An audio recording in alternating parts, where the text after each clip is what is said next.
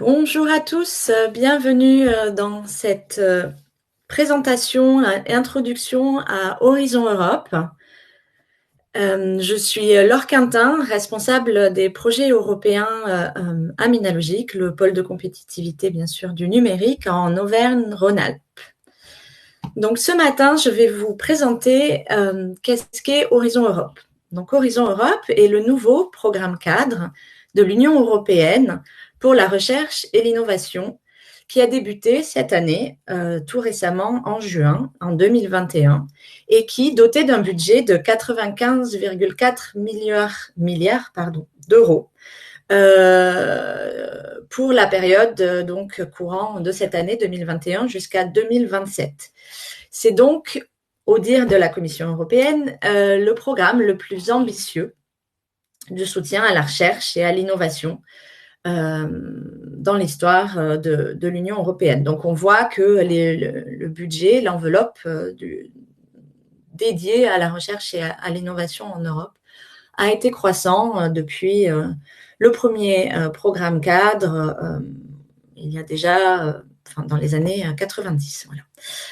Ce sont donc beaucoup d'appels à projets à saisir. Donc, la présentation générale en fait d'Horizon Europe. Aujourd'hui, je vais essayer de vous initier à comment le programme est structuré, quel est le cadre stratégique. Vous savez que on va dire la politique européenne et le cadre stratégique européen jouent un rôle très fort dans l'allocation des fonds et des financements. Donc, vous allez avoir ici quelques slides pour introduire le programme. Donc, le programme se présente en trois piliers forts. Le premier à gauche, qui va plutôt se concentrer sur la science, l'excellence, voilà, on va dire amont.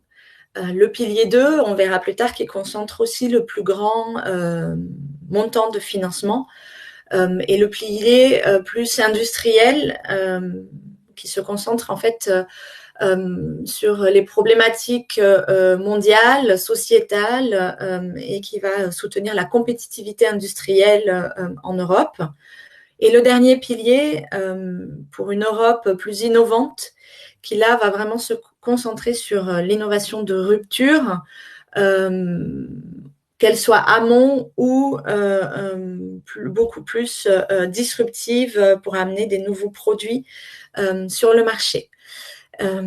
Voilà, et puis un petit peu en transverse, des considérations fortes aussi pour la Commission européenne, d'élargissement de la participation à tous les pays membres, et puis renforcer l'espace européen de la recherche. Donc, chaque pilier a des sous-thématiques et chaque sous-thématique présente en fait des programmes de travail et des appels à projets. On verra la structuration un peu plus loin. Avant ça, je vais vous rapidement montrer la ventilation du budget d'Horizon Europe pour vous montrer que quand même le pilier 2 en rouge est celui qui concentre le maximum de budget, le maximum d'appels à projets. S'ensuit après le pilier 1 sur l'excellence scientifique, puis le pilier 3, Europe innovante.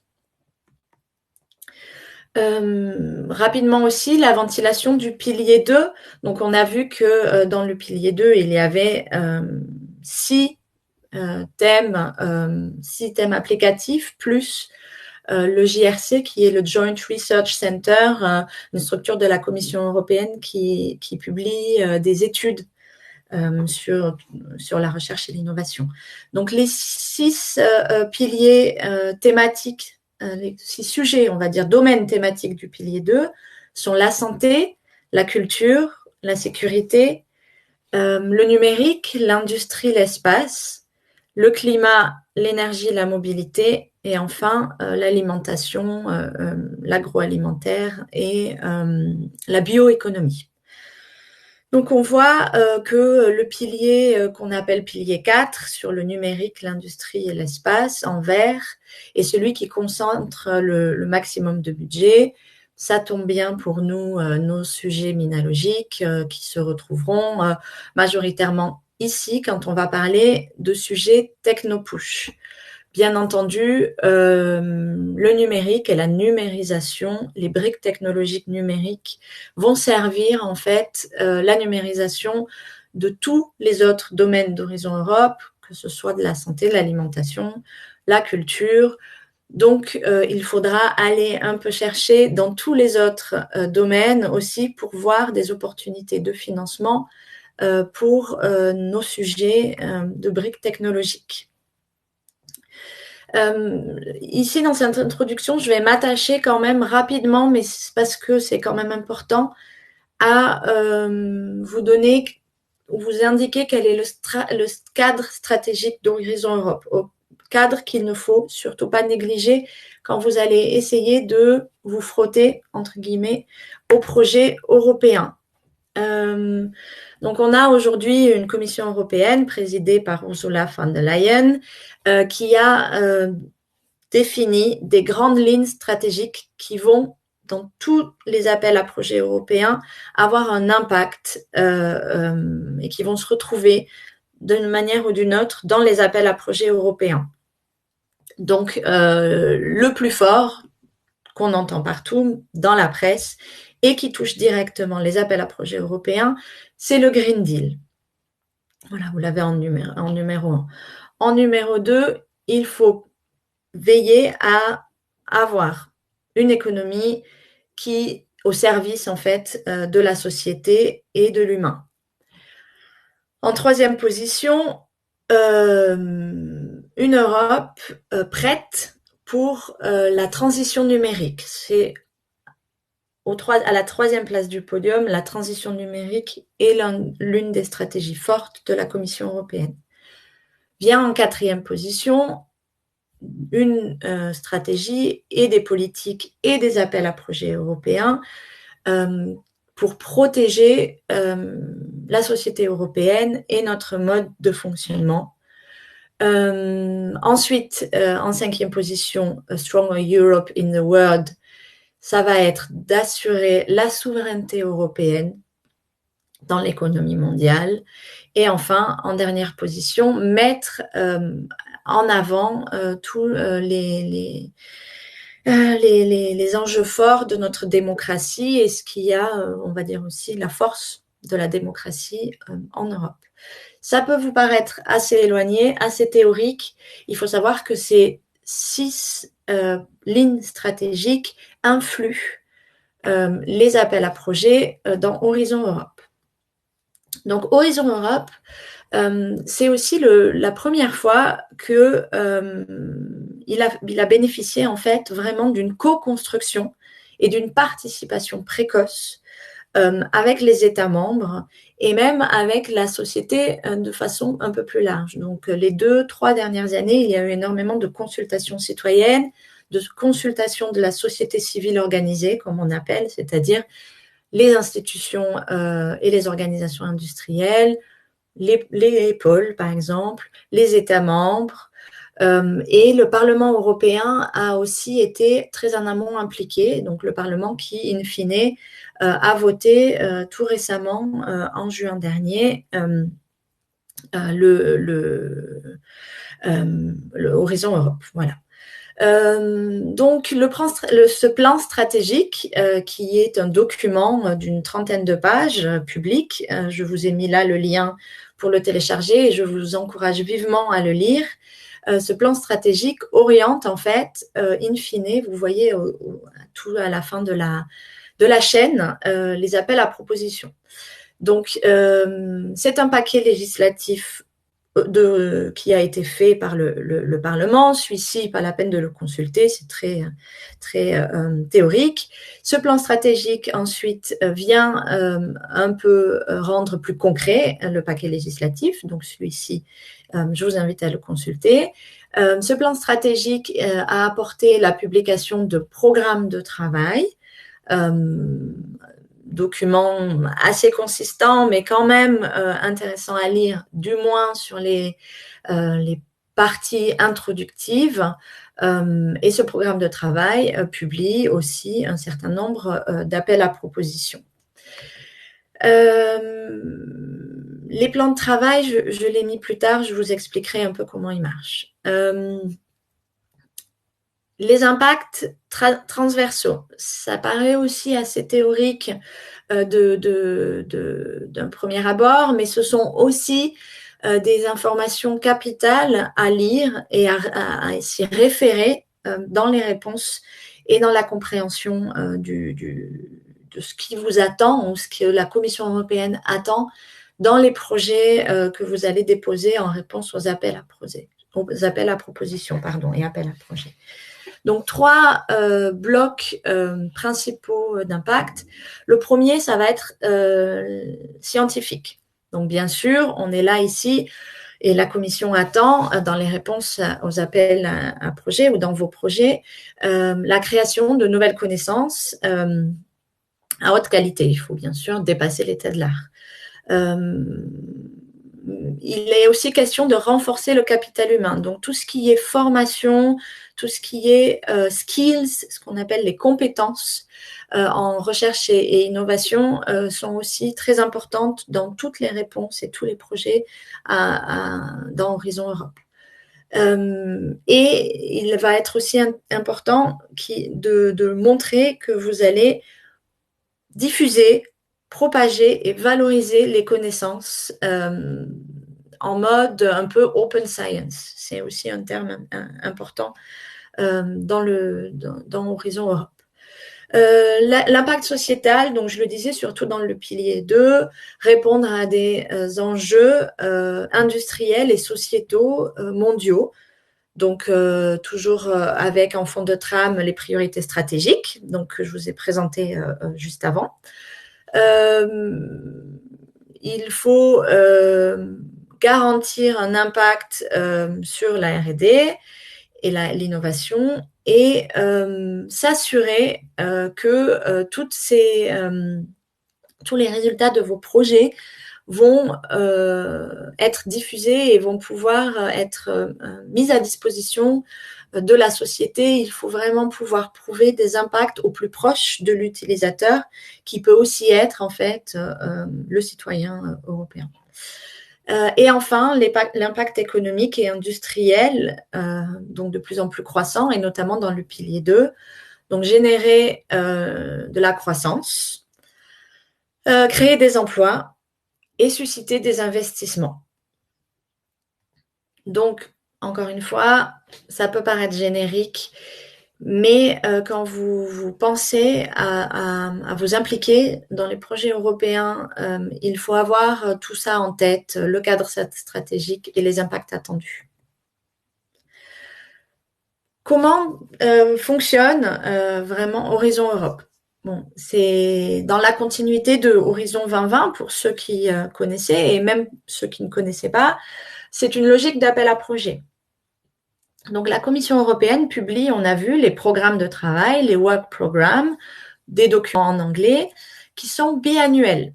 Donc, pour 2021 et 2022, plus tard pour 2023-2024 et ainsi de suite jusqu'à 2028. Vous allez avoir un work programme qui va indiquer les objectifs du sujet et un certain nombre d'appels à projets. Donc, chaque work programme, il va y avoir pour chaque domaine, dans les 3 piliers, un work programme. Voilà. Pour 2021-2022, les work programmes ont été publiés le 15 juin et selon les sujets, ils vont se clôturer entre début septembre et fin octobre de cette année. La publication, ou du moins l'ouverture des appels à projets pour 2022, appels à projets qui se trouvent déjà dans les work programmes, que vous pouvez déjà consulter, auxquels vous pouvez déjà vous préparer. Ils vont clôturer en 2022 entre février et avril. Où trouver les work programmes et les appels à projets? Un seul portail unique qui s'appelle Funding and Tender Opportunities et dont vous avez l'adresse ici. C'est un portail où en fait on trouve un peu tout. Alors, où est-ce qu'il est? Non, il n'est pas là. Je vous ai préparé une vidéo qui s'appelle Horizon Europe, comment trouver l'information, comment se faire accompagner. Donc, pour savoir exactement comment se guider dans ce portail, je vous invite à consulter la vidéo dédiée à ce sujet-là. Ici, je vais vous présenter les critères d'éligibilité. Horizon Europe, c'est pour qui et comment candidater. Donc, Horizon Europe, c'est pour qui? C'est pour toute entité de la Commission européenne, industrielle, académique, les associations, même les autorités publiques peuvent candidater à Horizon Europe. Il suffit d'avoir dans le consortium au minimum 3 partenaires, dont une entité légale établie dans un État membre et les 2 autres entités légales, donc les 2 autres partenaires, dans un État membre ou un État associé. Donc, c'est une nouveauté dans Horizon Europe. Il faut au minimum qu'une entité légale soit dans un État membre d'Horizon Europe. Nouveauté par rapport à Horizon 2020, où les 3 partenaires minimum pouvaient être des partenaires associés. On a vu là, avec la crise économique liée à la Covid-19, que l'Europe voulait vraiment assurer sa souveraineté, se protéger quand même un peu et puis être un peu plus European-centric. Et vraiment, il y a des partenaires associés à Horizon Europe, mais ils doivent quand même à minima s'associer à un pays membre, en fait, donc avoir un partenaire du pays membre. Donc, il y a une liste des pays éligibles à Horizon Europe. Je vous ai mis le lien ici pour y accéder. Aujourd'hui, sur des pays, on va dire, assez courants dans les financements européens, je peux vous dire que le Royaume-Uni est un pays éligible. Aujourd'hui, en l'état actuel des négociations avec la Suisse n'est pas éligible et ne peut pas participer à Horizon Europe. Qu'est-ce qu'il faut? Alors, le dossier, c'est des dossiers assez concis. Pour tout ce qui est recherche et innovation, c'est 45 pages. Pour tout ce qui est CSR, je vous expliquerai plus tard tout ce que c'est un peu plus en détail, on est sur une limite de 30 pages.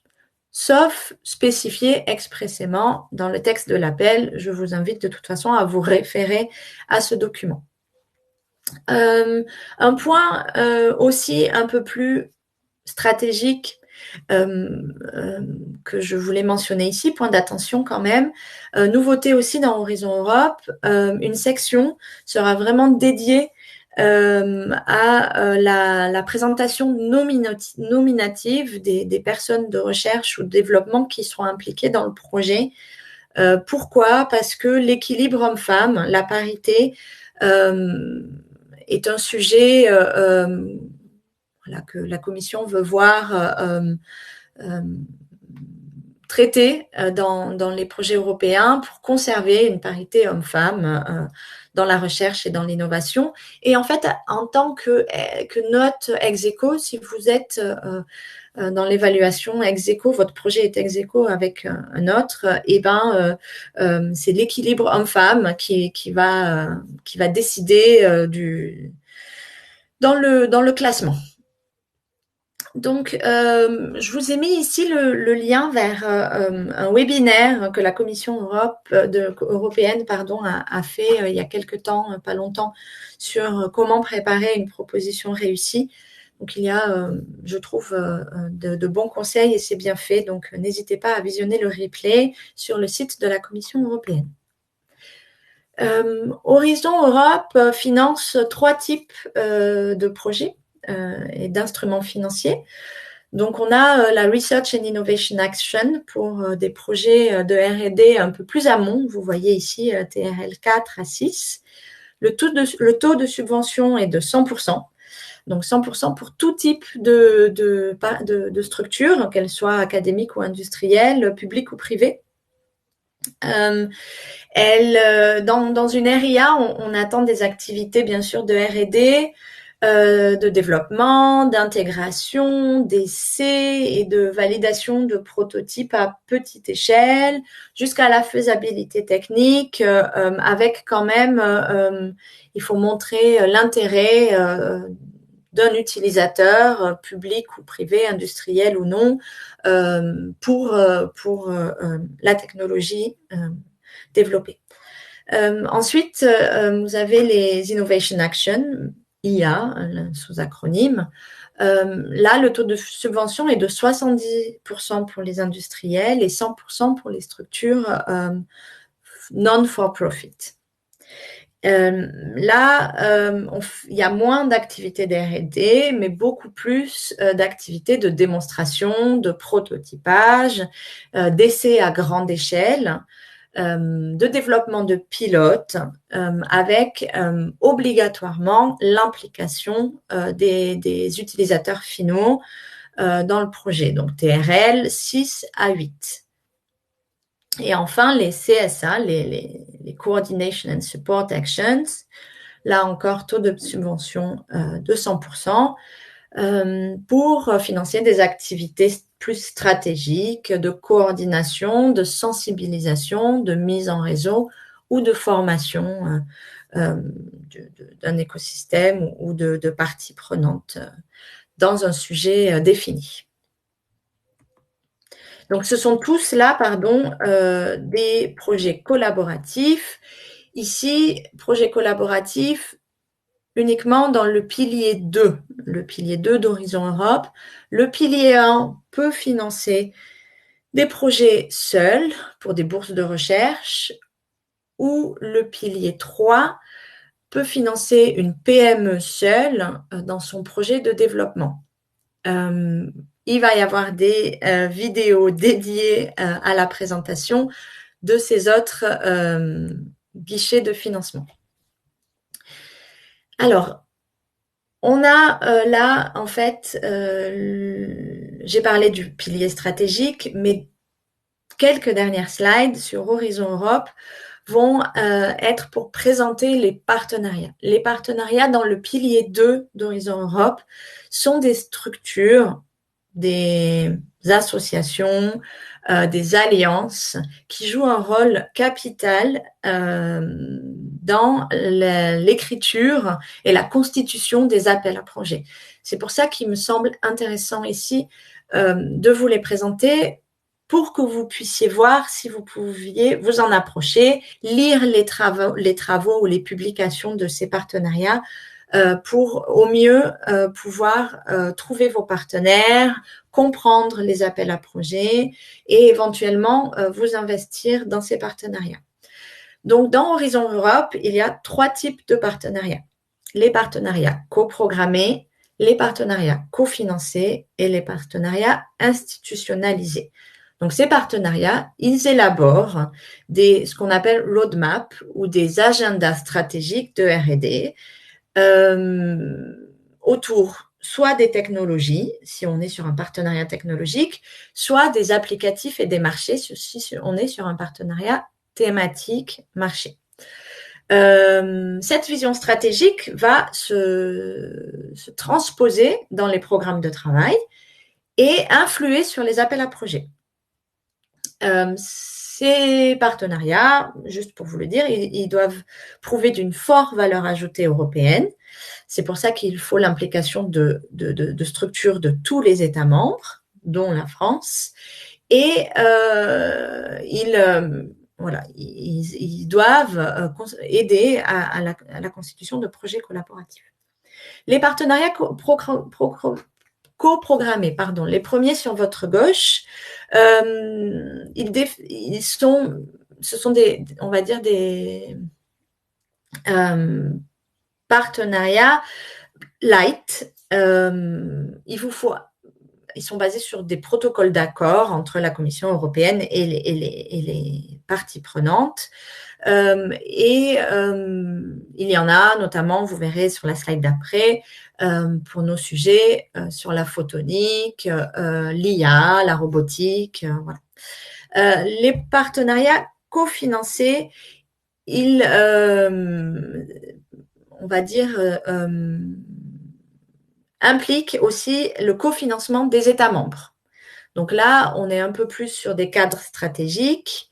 Et enfin, les partenariats institutionnalisés, ce sont des partenariats uniquement entre les institutions européennes, la Commission européenne d'un côté ou les États membres de l'autre. Et ces partenariats jouent aussi comme rôle d'organisme financier parce que eux-mêmes et distribuent du financement européen. Donc, vous avez ici la liste complète de tous les partenariats. Donc, en orange, les partenariats institutionnalisés, en vert, en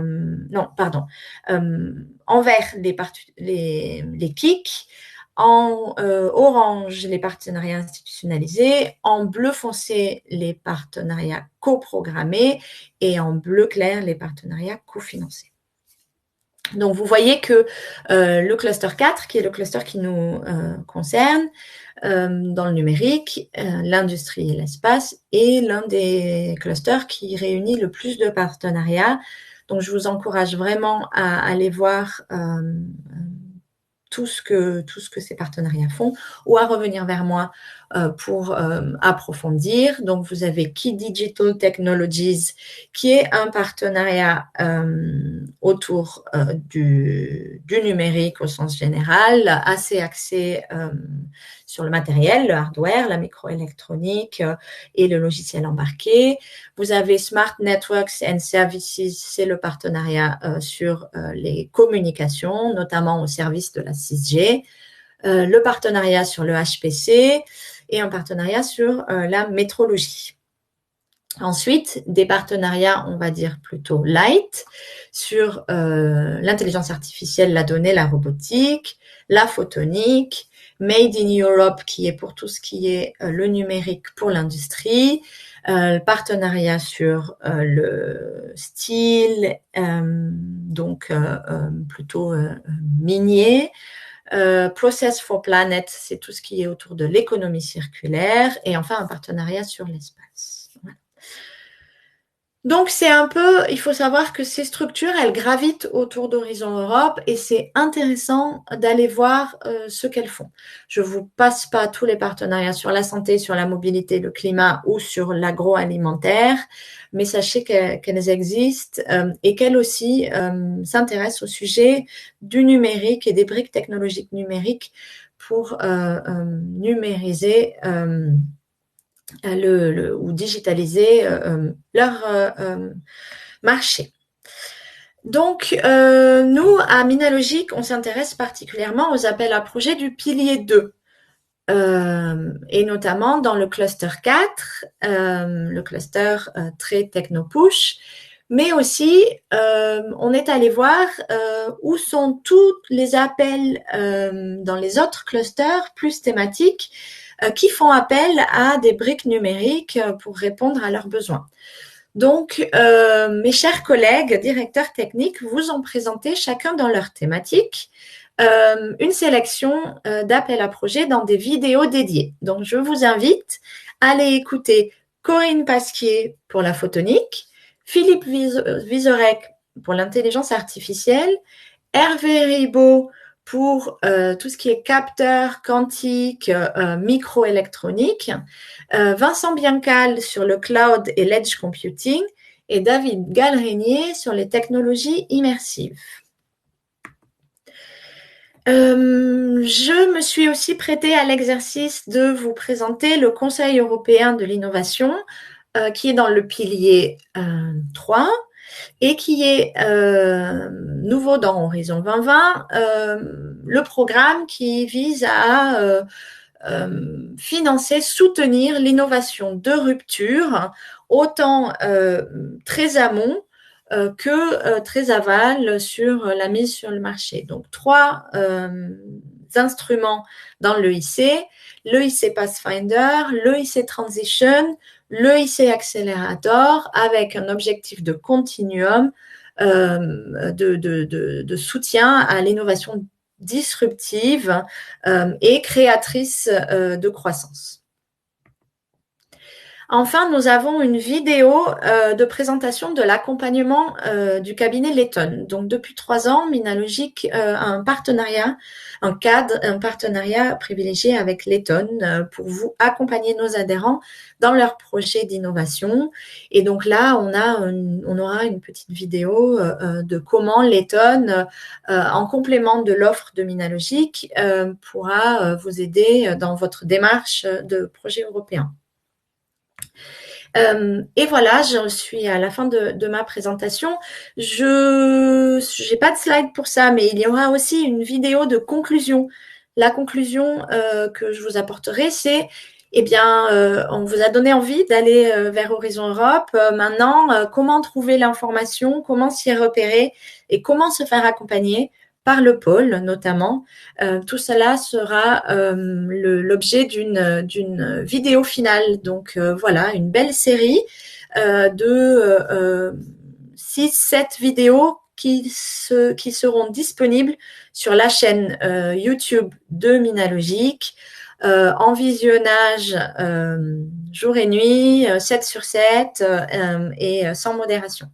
On vous invite bien sûr après à nous consulter, à nous envoyer un mail, à nous appeler ou à rejoindre la communauté Europe de Minalogic sur notre future plateforme. Voilà, je vous dis à très bientôt. Merci pour votre écoute.